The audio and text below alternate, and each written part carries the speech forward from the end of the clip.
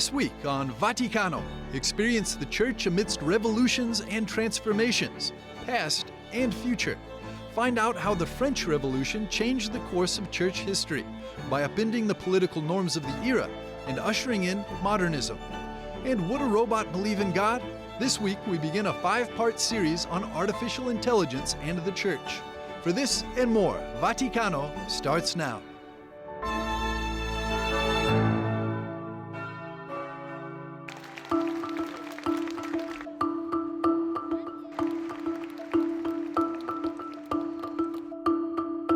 Fratelli e sorelle, in questa giornata mondiale dei poveri, Let us light candles of hope in the midst of darkness. Amid dramatic situations, let us seize opportunities to bear witness to the gospel of joy and to build a more fraternal world, said Pope Francis on the 6th World Day of the Poor on the 13th of November 2022.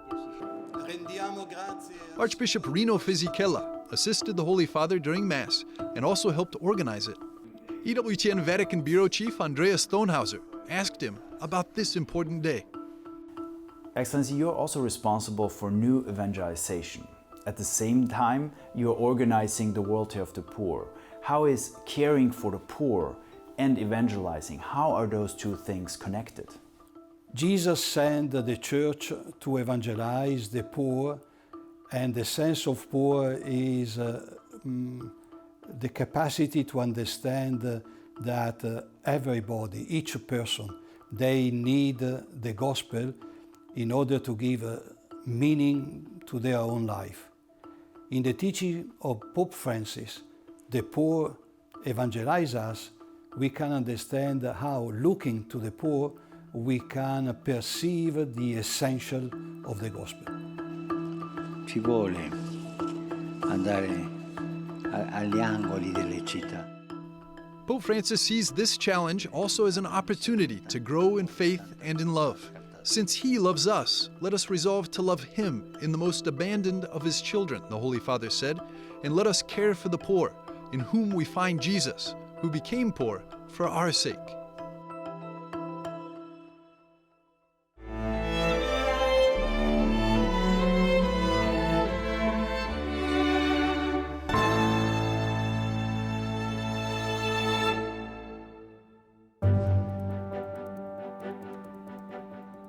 Almost 40 years after Pope John Paul II published the Apostolic Constitution Divinus Perfectionis Magister, a conference was held at the Lateran University in Rome from November the 9th to the 11th. It was entitled Models of Sanctity and Canonizations. The Constitution reorganized, among other things, the process of canonization, as well as the structure of the Congregation for the Causes of Saints. The 3-day conference featured international speakers from the United States, France, and Italy. In addition to historians and other scholars, Cardinal Robert Sarra and Cardinal Marcello Semeraro, the prefect of the Dicastery for the Causes of Saints, also spoke. Pope Francis also commented on the conference with a tweet. Sanctity is not a program of effort and renunciation, the Holy Father tweeted. It is first and foremost the experience of being loved by God, of freely receiving His love, His mercy. La Chiesa ha bisogno di santi perché ha The Church needs saints because she needs good role models from whom all Christians can be inspired. Not only good role models, but friends of God who can intercede for the Holy Church, the holy people of God, and for the whole world. Santo popolo di Dio per il mondo intero. The way to holiness can be as different as the people themselves are. Per diventare santo To become a saint, one must live a life that is like that of Jesus Christ, that is directed towards Him. The basis is the constant commitment of the faithful to conform himself to Jesus Christ and to practice heroically the virtues. esercitando le virtù in grado eroico.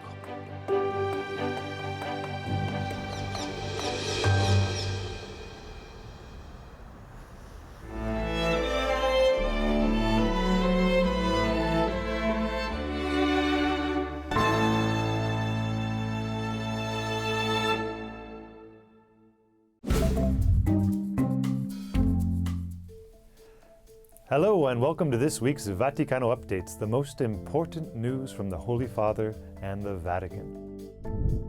The Pope said that his trip to the Gulf Kingdom of Bahrain was a new step on the journey to create fraternal alliances between Christians and Muslims. The Holy Father said that the first visit of a Pope in Bahrain represents a new step on the journey between Christian and Muslim believers. Pope Francis visited the kingdom from the 3rd to the 6th of November. King Abdullah II of Jordan met with Pope Francis in the Vatican for cordial discussions and spoke about the presence of Christians in the region. Both spoke about the need to continue to develop interreligious and ecumenical dialogue, always ensuring that the Catholic Church in Jordan may freely exercise her mission, according to a Vatican statement. The Pope and the King also expressed appreciation for the good bilateral relations between the Holy See and the Kingdom. After a plane crash in Tanzania, Pope Francis has sent a message to the relatives of the victims. The airline confirmed that on November 7th, that 19 people died after a commercial airplane crash landed in Lake Victoria on its way to the town of Bukoba in North Tanzania. Another 24 people have survived. Speaking to rectors and formators from Latin America, Pope Francis said that all priestly formation, particularly that of future pastors, is at the heart of evangelization. In cases where a seminary lacks a sufficient number of seminarians, the Holy Father said the creation or consolidation of interdiocesan, provincial, or regional seminaries was necessary. The pontiff assured formators he was aware that the service they render to the Church is not simple. Thank you for watching this week's Vaticano Updates. My name is Benjamin Crockett for EWTN Vaticano.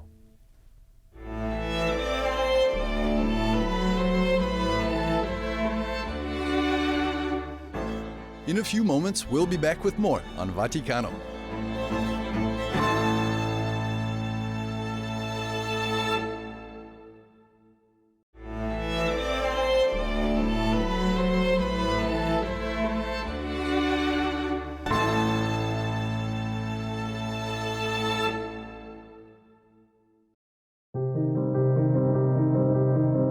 In October of 2020, the Congregation for the Doctrine of the Faith published the letter Samaritanus Bonus about the care of persons in critical and terminal phases of life.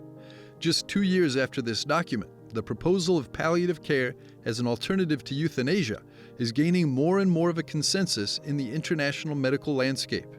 A clear example of this tendency is the case of the World Medical Association, which includes a prominent representative of the Holy See in its meetings. The Holy See has been participating in the meetings of the World Medical Association since the late 1980s, when the association asked the Holy See to have a representative, always a doctor, especially because of the quantity of documents of ethical nature that are discussed, knowing that the Church and the Vatican have always had a great moral tradition, and for this they asked that there be a representative. On the topic of the end of life, the World Medical Association has published numerous documents. The last and most important was a revision of the Venice Declaration, approved in October of this year. In this text, there are clear indications about ethically appropriate medical activity at the end of life. In that document, it's insisted upon how medicine can have an appropriate response to suffering and the end of life, as opposed to those who propose euthanasia, which for the association has never been a part of medicine, but would be in some way something contrary to medicine from its very origins, from the time of Hippocrates, who in the famous oath says, "I will not give poison to anyone, though asked to do so." The doctor has always seen his function as being to cure, and if you can't cure, you can alleviate pain and accompany the patient until the end. The World Medical Association was founded on September the 18th, 1947. Its mission is to ensure the independence of doctors and offer the highest levels of ethical conduct and medical attention. It currently has 115 member countries. Independent of the culture and tradition of each of the member countries, the majority of the medical associations defend the right to life and oppose the legalization of euthanasia in their respective countries. Beyond the devastating anthropological consequences of accepting the so-called right to die, we also find in the affirmation of this right the gravest of consequences from the legal point of view. Nell'ordinamento giuridico italiano, in the Italian legal system, every right has a counterposition in a duty. The moment I must recognize the right to die, it means that a duty to be killed or a duty to kill exists. This would be a grave statement from the legal point of view because it would mean that at a certain point, citizens, to be good and noble citizens, must act out that duty or right to suicide, or worse yet, the state would find itself in the situation of having to execute the duty of taking an individual's life. This isn't far from these situations. Think of the people who are alone. Think of the elderly. Think of the people who don't want to feel like a dead weight for their relatives, for the community, for society. You would almost feel it a duty to die, to take this weight off for the natural and correct development of others. per il naturale sviluppo e per il corretto sviluppo degli altri. Today, our legal system is insinuating a practice known as informed consent. This norm seeks balance between the therapeutic autonomy of the patient and the paternalism of the doctor, who may decide without taking the opinion of the sick person into account. In addition to the procedural and technical limits of informed consent, its improper use could be added to it. Ma questo consenso informato, che addirittura è arrivato, This informed consent that has even arrived at the point of having life as the object, is born of a principle that today goes higher, that is the self-determination of the person. That is, I am able to decide myself, and I decide based on how I feel, what quality of life I perceive in that moment. In doing this, what is lost is the therapeutic alliance. So, the therapeutic self-determination that I think of being alone in making a decision with respect to a sickness in reality should become a therapeutic alliance, because I am not alone, but I have a doctor, a health structure, my friends, my relatives, the entire state that helped me to confront this moment of weakness. The therapeutic alliance becomes a moment of synthesis between that which is the cure proposed by the doctor, what in theory can be done, and that which the patient requires in practice.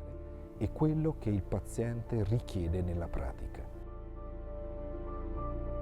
With the letter Samaritanus Bonus, the Holy See insists on promoting palliative medicine as an adequate response for the end of life, and invites understanding death as one of the crucial moments of the life of every person.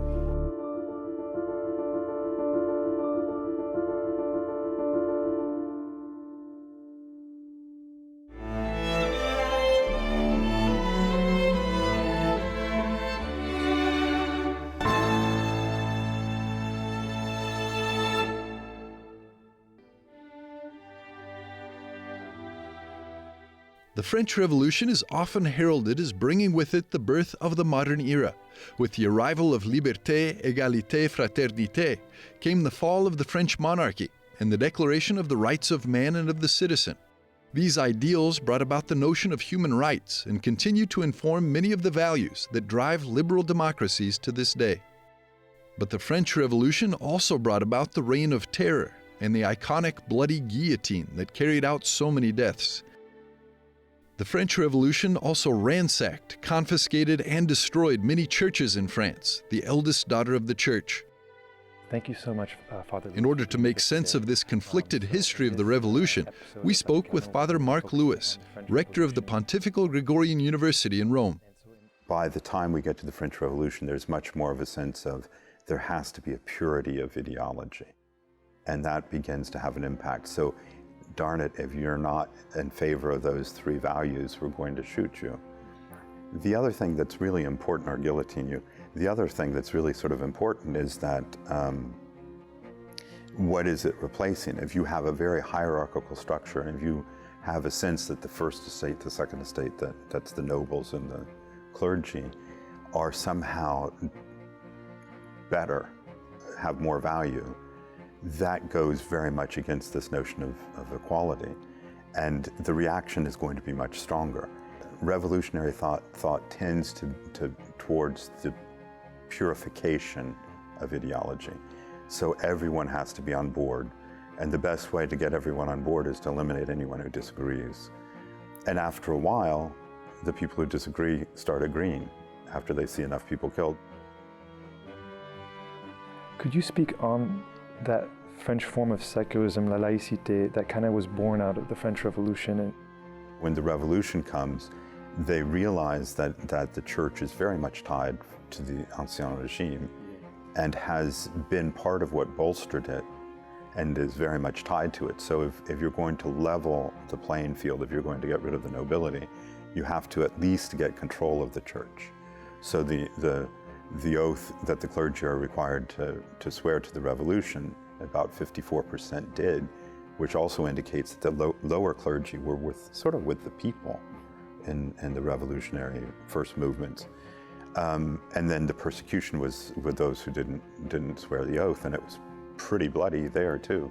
What does the revolution do about religion? Initially, there's this sort of Enlightenment sense of, well, religion's not very rational. It impedes people's reasons, so let's get rid of it.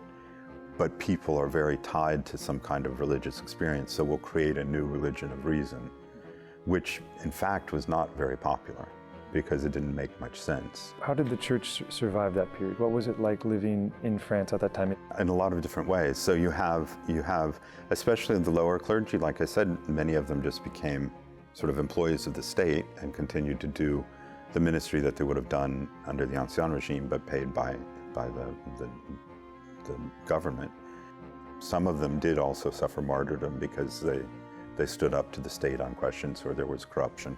How did the global Catholic Church respond? In the early part of the revolution, there was a great deal of fear that this revolutionary idea was going to spread across Europe. So the initial reaction is trying to keep the revolution as confined as possible and not to, hopefully have it fail. Which I think to some extent happens with the arrival of Napoleon Bonaparte. A return to basically a concordat with the church. I think in the end the church realized it had to create a new relationship with the government that was not going to be a monarchy. How do you believe the revolution continues to influence Catholicism in France to this day?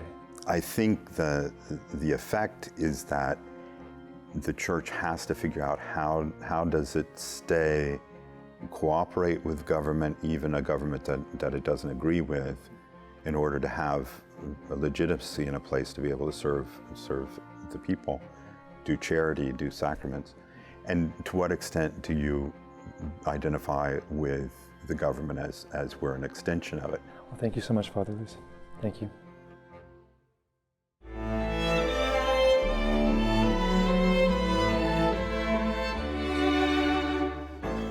We'll be back after a short break with more on Vaticano.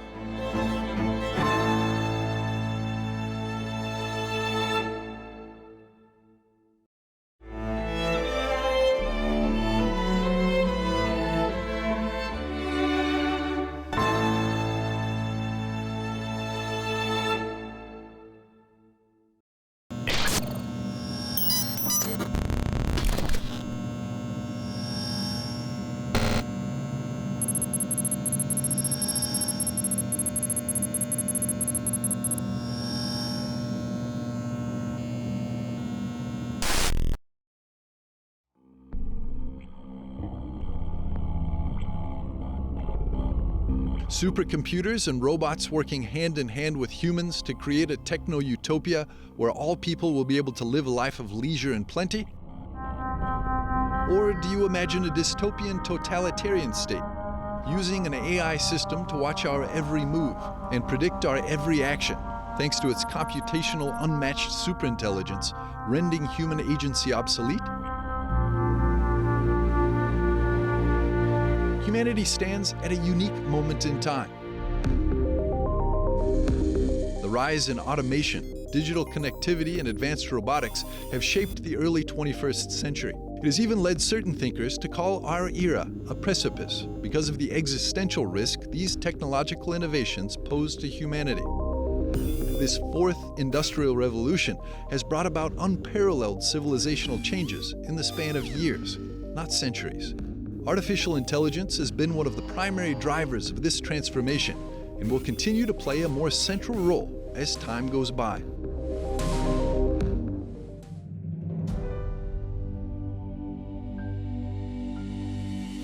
La inteligencia artificial está en la raíz del cambio de época que estamos viviendo. La robótica puede hacer posible un mundo mejor si va unida al bien común. Porque si el progreso tecnológico aumenta las desigualdades, no es un progreso real.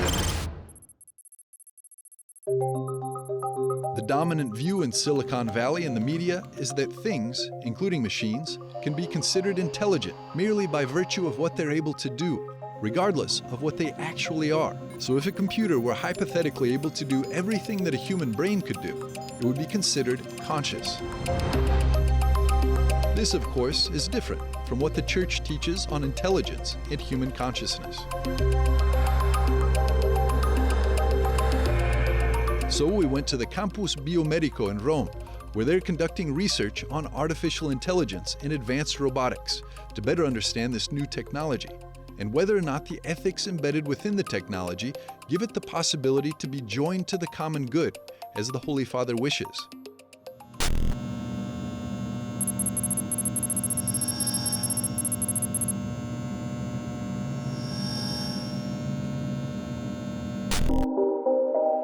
The definition of artificial intelligence is complex, but we tend to use metaphors that refer to the human mind. We can think of artificial intelligence as a system that we make to solve problems, solving problems in order to serve humans.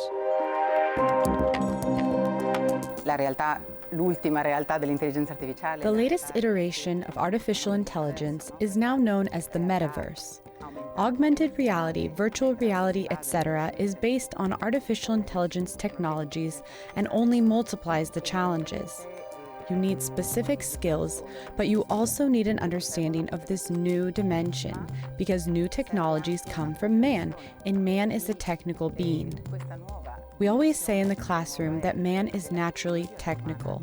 Technology is not bad, it is born good as human beings are born good. With technology, it is our way of being in the world, of relating to one another. Artificial intelligence will become an everyday and dominant part of our lives and open up new possibilities. Possibilities that we can use to grow collectively and grow as people, to inhabit this world better or differently. Because it is clear that, as with atomic bombs and other big scientific discoveries, big technological innovations can serve for good or for evil. Grosse innovazioni tecnologiche possono servire per il bene e per il male.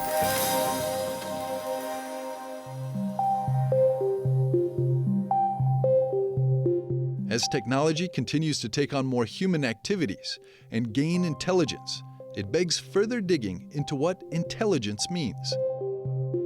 And if computational intelligence is something that computers will eventually be able to supersede humans in, then what about the entire realm of emotional intelligence and other aspects of human life, such as sacrifice, loyalty, and meaningful relationships?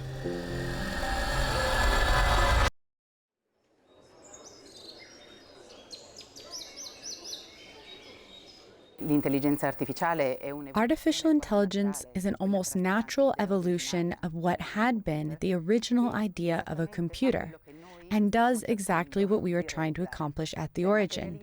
That is, it materializes the computational capabilities of our brain. The risk is if we reduce our understanding of ourselves. And this risk could be cultural as well, but if we reduce our understanding of ourselves and of our intelligence, that has only this dimension that we have been able to model, then it is obvious that we will find ourselves afraid of these machines. Instead, these very machines were built to surpass us, for them to facilitate our lives and to even replace us in specific functions. But human intelligence is not just a computational capacity.